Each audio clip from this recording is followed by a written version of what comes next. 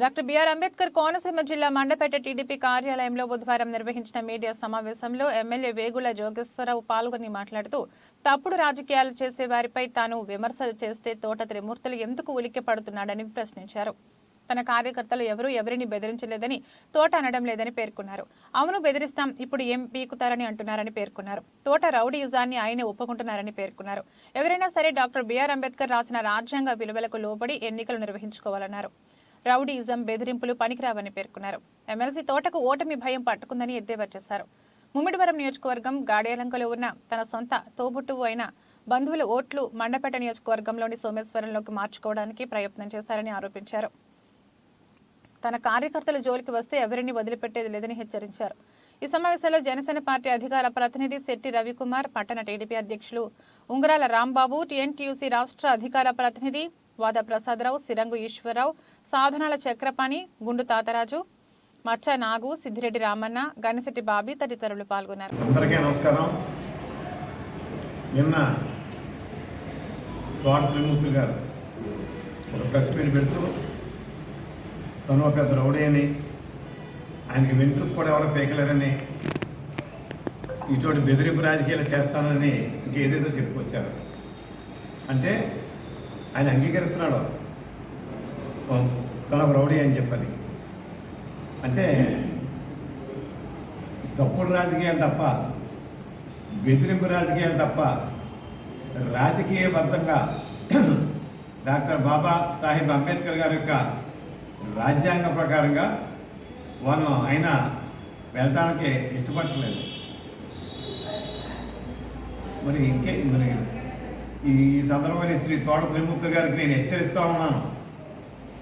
ఆయన చెప్పేది ఏదో చేస్తాడట, ఏం చేస్తావు, ఏం పీకుతావు అని చెప్పి అడుగుతున్నాను. నేను మా కార్యకర్తల జోలికి వస్తే మాత్రం సహించేది లేదు. అసలు నీకెందుకు వచ్చింది ఊరుకు? కొంతమంది అన్నాం, కొంతమంది అంటే నీకు ఎందుకు వచ్చిందంటే తప్పుడు రాజకీయం నువ్వు కూడా చేస్తున్నావా, బెదిరింపు రాజకీయం నువ్వు కూడా చేస్తున్నావా అని చెప్పి అడుగుతున్నావు స్ఫూర్తిగా మిమ్మల్ని. ఇది రామచంద్రపురం కాదు. ఇటువంటి తప్పుడు రాజకీయాలు చేసే ఆ రామచంద్రపురంలోనే చెప్పుతో కొట్టించుకుని పారిపోయి వచ్చినటువంటి మహానుభావులు మేము ఇక్కడికి. అంతటి ఘన చరిత్ర మీకు ఉంది ఇక్కడ. అక్కడ అదే పరిస్థితి ఇక్కడ తెచ్చుకోవద్దని చెప్పి మిమ్మల్ని హెచ్చరిస్తూ, ఇక నుంచి అయినా తప్పుడు రాజకీయాలు మానుకుని రాజ్యాంగబద్ధంగా ముందుకు సాగాలని చెప్పి మిమ్మల్ని నేను డిమాండ్ చేస్తున్నాను, హెచ్చరిస్తున్నాను. అంతే తప్ప నేను ఇలాగే చేస్తాను, నేను రౌడీని, మీ పార్టీలోకి ఎవరు రాకూడదు, మేము మా పార్టీలోకి కదలకూడదు, కళ్ళాలు అంతు చూస్తాను, ఏంటి మాటలు, ఎందుకు ఈ బెదిరింపులో?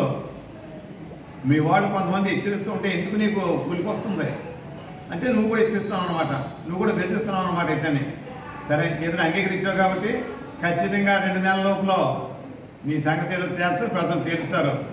ఒక పక్కన ఓటమి భయం నీకు. ఆ ఓటమి భయం లేకపోతే సొంత తోబుట్టుని ముమ్మిడివరం నుంచి సోమేశ్వరంలో ఓటర్కి ఎందుకు జాయిన్ చేయడం ప్రయత్నించావు అయ్యా? నీకు, మీ కార్యకర్తలకి, మీ నాయకులకి ఈ పొత్తుతో బుర్ర తిరిగిపోయింది.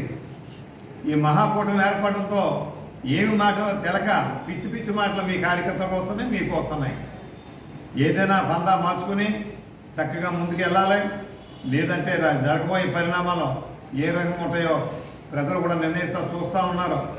ఖచ్చితంగా 2 నెలల్లో ప్రజాక్షేత్రంలో ఏం జరుగుతుందో అందరూ గమనిద్దాం. నేను వాదా ప్రసాదరావు.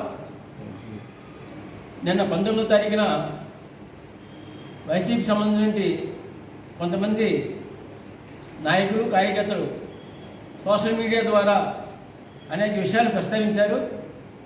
ఎమ్మెల్యే గారిని సంబోధిస్తూ అది ఇక్కడ జరుగుతున్న పరిణామాలను బట్టి ఇక్కడ ఆ వైసీపీ నాయకులు మిగతా ఎవరైతే ఉన్నారో అందరూ కూడా టీడీపీలో జాయిన్ అయినటువంటి కొంతమందిని భయపెట్టి, ఇబ్బందులు పెట్టి భవిష్యత్తులో మీ పరిస్థితి ఉంటే చూడండి కాసుకుని చెప్పి వాళ్ళు హెచ్చరిస్తున్నారు. కాబట్టి మా ఎమ్మెల్యే గారు ఆ విధంగా మాట్లాడవలసిన పరిస్థితి ఏర్పడింది. లేకపోతే ఎప్పుడు మాట్లాడిన వ్యక్తి ఈరోజు మాట్లాడంటే ఇక్కడ ఏ రకమైన పరిస్థితులు సృష్టిస్తున్నారో దాన్ని దృష్టిలో పెట్టుకుని మాట్లాడడం అనేది జరిగింది.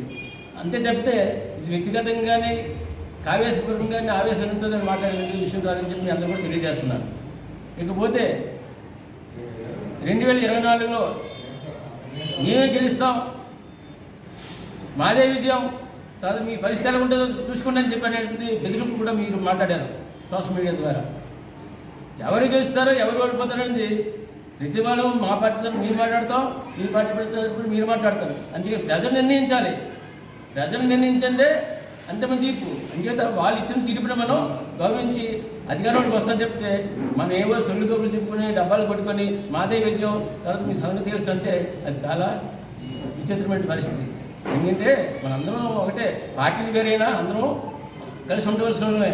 అంచేత అది దృష్టిలో పెట్టుకొని భవిష్యత్తులో ఎప్పుడైనా ఏదైనా మాట్లాడేటప్పుడు మీరు ఆ విషయాన్ని గమనించి మాట్లాడవలసిందే కోరుకుంటున్నాను. అందరికీ నమస్కారం.